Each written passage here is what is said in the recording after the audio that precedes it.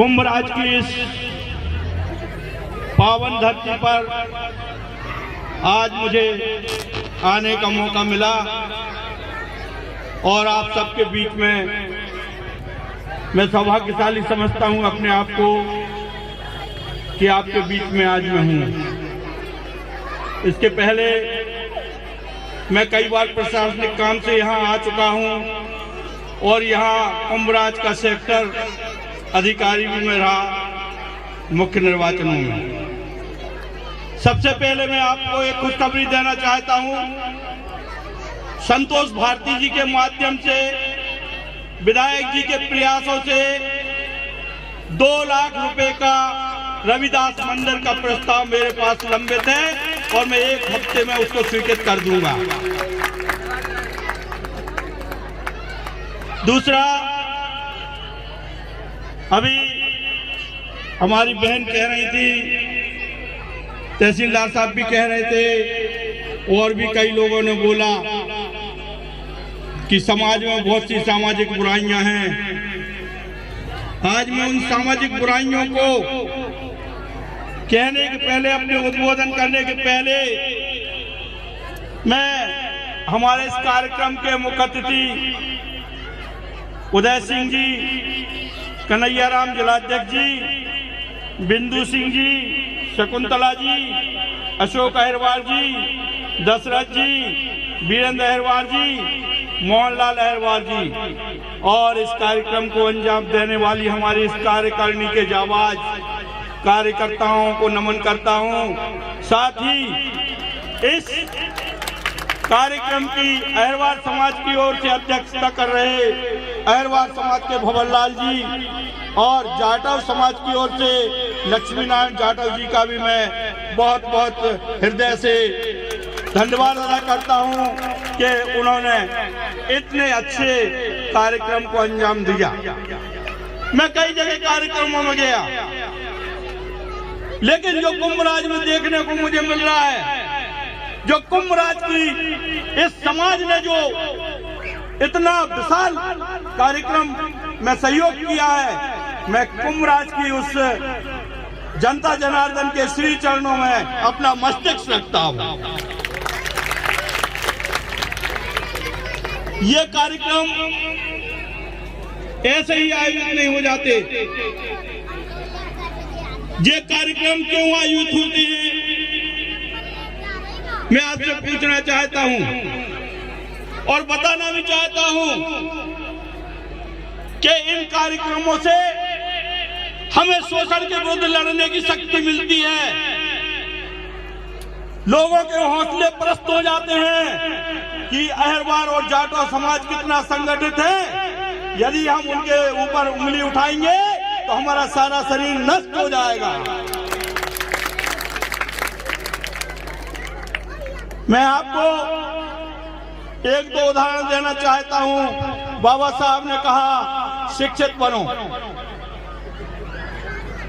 आज बड़े हृदय को बहुत शांति मिली कि यहाँ मेधावी छात्रों को हमने सम्मानित किया और कुंभ राज में ऐसी ऐसी विभूतियां हैं जो मध्य प्रदेश के बाहर भी अपना परचम लहराएंगी। मैं उन सब बच्चों को तहे हृदय से धन्यवाद देता हूं। बाबा साहब ने कहा संगठित रहो। संगठन की जरूरत क्या है? संगठन की इसलिए जरूरत है, अभी हमारे पूर्व वक्ताओं ने कहा कि हमारा समाज जिसका बहुत ज्यादा शोषण होता है, उसके शोषण को कैसे रोका जाए, इसके लिए संगठन की जरूरत है और हमें संगठित रहना चाहिए। अरे संगठन की शिक्षा कौओं से लो। अगर एक कौआ को आप हाथ लगा दोगे तो सारी कौआ समाज आप पे टूट पड़ेगी, बख्शेगी नहीं। संगठन की शिक्षा अगर आपको चाहिए तो आप लड़ाइयों से लो। शाम को 7 बजे एक हुआ करता है तो सारे लड़ाइये हुए कर देते हैं और पूरे इंडिया में खलबली मच जाती है कि लड़ाइये बोल रहे हैं। संगठन की शिक्षा अगर हमें लेना है तो चीटियों से लो। चीटी एक दिन से निकलती है और दूसरे बिल में समूह के रूप में समा जाती है और कहीं धोखे से एक चीटी इधर उधर हो जाती है तो सूंघते हुए उस संगठन की लाइन में चली जाती है कि यह हमारा संगठन है, यह हमारी जाति का संगठन है, यह हमारी बिरादरी का संगठन है। उनका कोई स्कूल कॉलेज नहीं है, उनको कोई समझाने वाला नहीं है, उनको कोई पढ़ाने वाला नहीं है, प्रशिक्षण देने वाला नहीं है। हमारे तो स्कूल कॉलेज हैं, संगठन है, पढ़ाने लिखाने वाले हैं। हम सबका ये कर्तव्य है। मैं पूछना चाहता हूँ ऐसे कितने लोग हैं जिनके बच्चे स्कूल नहीं जाते। मेरी हाथ जोड़ के प्रार्थना है उनसे कि कल से ही अपने बच्चों को स्कूल में दर्ज कराएं और वहां पर भेजें और पढ़ा लिखा करके योग्य बनाएं। दूसरा, आपका मन और मस्तिष्क आपके कंट्रोल में होना चाहिए। आपका मन और मस्तिष्क आपके कंट्रोल में दिन भर रहता है, लेकिन शाम को जहां दूसरी चीज आ जाती है तो मन और मस्तिष्क आपका डिस्टर्ब हो जाता है। आप शाम को जाते हो कि हमारी माता बहनें बैठी हैं, इनको कितना कष्ट होता है, कितनी पीड़ा होती है, उन बच्चों को कितनी पीड़ा होती है जो आपके बच्चे हैं, और आप पर वो लालवाई दिमाग पर हावी हो जाती है और आपसे वो काम कराती है जो दिन में आप नहीं करना चाहते लेकिन अपने बच्चों के साथ करते हो, अपनी बहनों के साथ करते हो, अपनी महिलाओं के साथ करते हो, पत्नियों के साथ करते हो। और जिसकी परिणति लोग कहते हैं देखो ये वही परिवार है, उसी समाज के परिवार हैं। आज से जो समाज बदनाम होता है, आपके इस त्रस्त से आपकी जो बस्ती बदनाम होती है, आपके इस त्रस्त से ये गुमराज बदनाम होता है और आपके इस त्रस्त से ये प्रदेश और देश बदनाम होता है। तो आप अपने देश की खातिर, अपने प्रदेश की खातिर, अपनी नगर की खातिर और अपने समाज की खातिर इस चीज को छोड़ें। आज महान संत रविदास जी महाराज की जयंती है। मैं आपसे हाथ ऊपर करके समर्थन मांगता हूं। कितने लोग इसको छोड़ने के लिए प्रेरणा दें, कृपया हाथ ऊपर करके अपना समर्थन देने, हाथ ऊपर कर लें। बिल्कुल निश्चित मन से, जिनको नहीं छोड़ना वो बिल्कुल नहीं करें, जिनको नहीं छोड़ना बिल्कुल नहीं करें। क्यों? क्योंकि जो नहीं छोड़ेगा वो सब जे करेगा। ठीक है ना? तो ये तो एक बुराई है। दूसरी, आपने देखा होगा गांव में आप गए होंगे, दलित बस्तियों में हम जाते हैं, अपने समाज की बस्तियों में जाते हैं, वहां गंदगी इधर उधर बिखरी पड़ी रहती है। क्यों? क्योंकि आपने अपना घर तो अपनी जमीन में बनाया और चबूतरा सरकारी जमीन में बना लिया, जिससे वो गलियां सकरी हो गई। पूरे गांव में आसानी से निकल जाओगे आप, लेकिन जब हमारे वर्ग के घर आएंगे तो हमें गंदगी से परेशानी होगी। और गंदगी घृणा का मूल कारण है। अगर आपसे कोई व्यक्ति घृणा करता है तो वो गंदगी इसका मूल कारण है। आप भी, अगर कोई ब्राह्मण का बच्चा भी नाक पोंछते हुए आपके पास आएगा, आप उसको गोदी में बैठा लोगे? बिल्कुल नहीं बैठा लोगे। आप अपने बच्चों को स्कूल भेजें, इसके साथ साथ भले ही फटे कपड़े हों, उसको वॉश करके और सफाई से स्कूल भेजें, तो आपके बच्चे को सारे लोग पढ़ाएंगे और जो घृणा का मूल कारण गंदगी है ये समाप्त हो जाएगा। गंदगी से अकेला घृणा नहीं है, आपका स्वास्थ्य भी खराब होता है। तो आपका स्वास्थ्य ठीक ठाक रहे, इसके लिए आप सफाई से रहिए। आप ऐसी काम मत कीजिए। कई गांवों में मैंने देखा है, दौरे करने जाता हूं, गांव में लोग बीड़ी का वो मुंह में दिए रहते हैं, ताश खेलते रहते हैं, और उन जब बोलो कि काम करने जाओगे तो वो काम करने के लिए मना कर देते हैं। सरकार ने आपको इतनी अच्छी अच्छी योजनाएं दी है, जन्म से लेकर मृत्यु तक का पैसा आपको मिल रहा है। अगर आप काम करोगे तो वो पैसा आपके और आपके परिवार के काम आएगा, आपकी प्रोग्रेस होगी।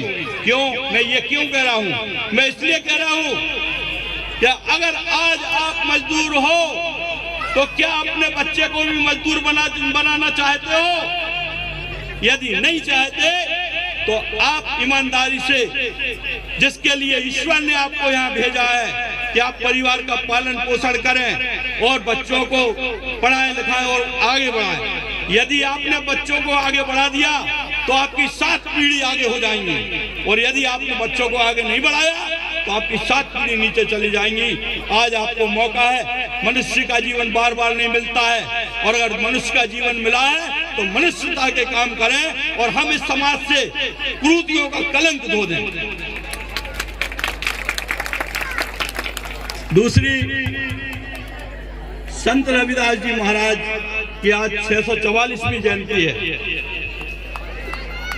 हमारे संत उस काल में हुए थे जब देश में मुगलों का राज्य था, जब राजशाही चलती थी, जब जातिवाद कूट कूट के भरा था। ये सारे लोगों ने बता दिया है। मैं उनका एक स्मरण करना चाहता हूं। एक बार कबीरदास जी उनके दरबार में गए, उनके घर गए, तो हमारे रविदास जी ने कठौती में से लोटा भर के उनको दे दिया पीने के लिए, तो उनने मना कर दिया पीने से। 1-2 बूंद उनकी सापी पे टपक गई थी। जब वो वापस घर पहुंचे और उनने अपना गमछा धोने के लिए धोबी को दिया, तो उस धोबी ने मुंह से उसको छुटा दिया। धोबी ज्ञानवान हो गया। कबीरदास जी ने कहा, इतना ज्ञानवान कैसे हो गया तू? उनने कहा, वो रविदास जी के यहाँ से आपने गमछा दिया था, उस गमछे को मुंह से छुड़ाया, इसलिए ज्ञानवान हो गया। कबीरदास जी दौड़े दौड़े रविदास जी के पास गए और बोले, महाराज मैं वही पानी पीना चाहता हूँ। रविदास जी ने कहा, वो समय चला गया। जिसके मन में थोड़ी सी भी खोट है इस समाज के प्रति, वो कभी प्रगति नहीं कर सकता। ये इससे ऐसे समय में एक घटना और उनकी रविदास जी महाराज की है कि वो अपने मकान में बैठे हुए अपने जूते बना रहे थे। तो कुछ ब्राह्मण लोग गंगा जी जा रहे थे। उनने कहा, रविदास जी ने कहा, भैया जी हमारी चुबन्नी है, गंगा जी को दे देना फेंक।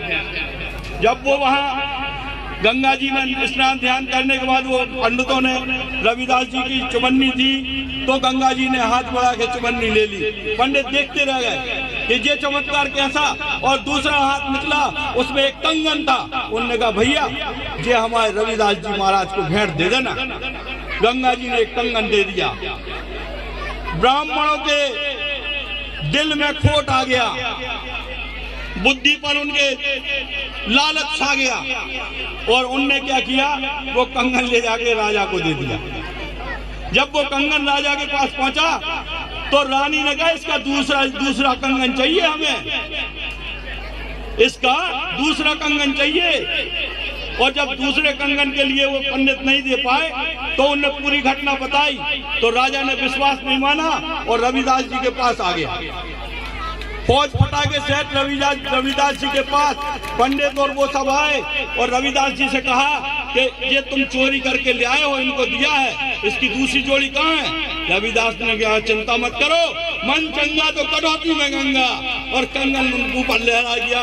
वो दूसरी जोड़ी रविदास जी ने मिला कर दी। ऐसे थे हमारे महान संत, जिनको संतों में संत शिरोमणि कहा गया। ऐसे संत शिरोमणि रविदास जी महाराज थे। ऐसे संतों के हम वंशज हैं, और ऐसे संतों के वंशज होने के कारण हमारा ये कर्तव्य होता है कि हमारे ऐसे संत महापुरुषों का नाम खराब ना हो। यदि हम गंदे काम करेंगे, गलत काम करेंगे, तो हमारे इन संतों का नाम खराब होगा, हमारे समाज का नाम खराब होगा। इसलिए मेरी हाथ जोड़ के अनुरोध है कुंभ राज की जनता से कि जिस तरह से एकीकरण आपने इस सम्मेलन में दिखाया, इस जयंती में दिखाया, इस तरह से कुरीतियों को छोड़ करके आप परिचय देंगे और मैं आपके बीच में आता रहूंगा। और मैं ये वादा करता हूँ, कलेक्ट्रेट के पहले, नई कलेक्ट्रेट भवन गुना के पहले कक्ष में बैठता हूँ। आपका कभी भी कोई काम हो तो आप मुझे बता देना, वहाँ आके। आप नहीं आ सकते तो ये संतोष भारती बैठे, इनको बता देना, ये अध्यक्ष जी बैठे, इनको बता देना, ये संचालन कर रहे हैं हमारे प्राचार्य महोदय, इनको बता देना, या किसी को, तहसीलदार साहब बैठे हैं आपकी सेवा के लिए 24 घंटे, कोई भी काम हो। ऐसा जरूरी नहीं है कि ऑफिस कार्यालय हो, ऑफिस समय हो, आप तो 24 घंटे कभी भी हमारे दरवाजे आपकी सेवा के लिए खुले हैं। आप आइए और अपनी समस्याओं का निदान कीजिए। आप लोग, मैं समझता हूं 10:30 बजे से यहां बैठे हैं और आपकी जो शक्ति है, शक्ति नहीं कहा जा सकता तो महाशक्ति है कि आप 10:30 बजे से बैठे हैं और हमें यहाँ अपना सुन रहे हैं। इसके लिए मैं हृदय से आप लोगों को उन्हें बधाई देता हूँ, रविदास जयंती महाराज की बधाई देता हूँ और इस कार्यक्रम को अंजाम देने वाली इस पूरी कार्यकारिणी को हाथ जोड़ करके नमन करता हूँ और उनके चरण वंदन करता हूँ कि उन्होंने इतनी बड़ी संख्या में यहाँ पर के यह कार्यक्रम आयोजन किया। खासकर संतोष भारती जी का मैं बहुत ही आभारी हूँ कि उनने मुझे यहाँ बुलाया और आप सबके बीच में मुझे शिरकत करने का मौका दिया। आप सबने मुझे सुना, धैर्य पूर्वक सुना, इसके लिए मैं बहुत हाथ जोड़ के आपका आभारी हूँ। यदि मैंने कोई त्रुटि की हो तो माथा रख के आपसे क्षमा चाहता हूँ। बोलो रविदास महाराज की, बोलो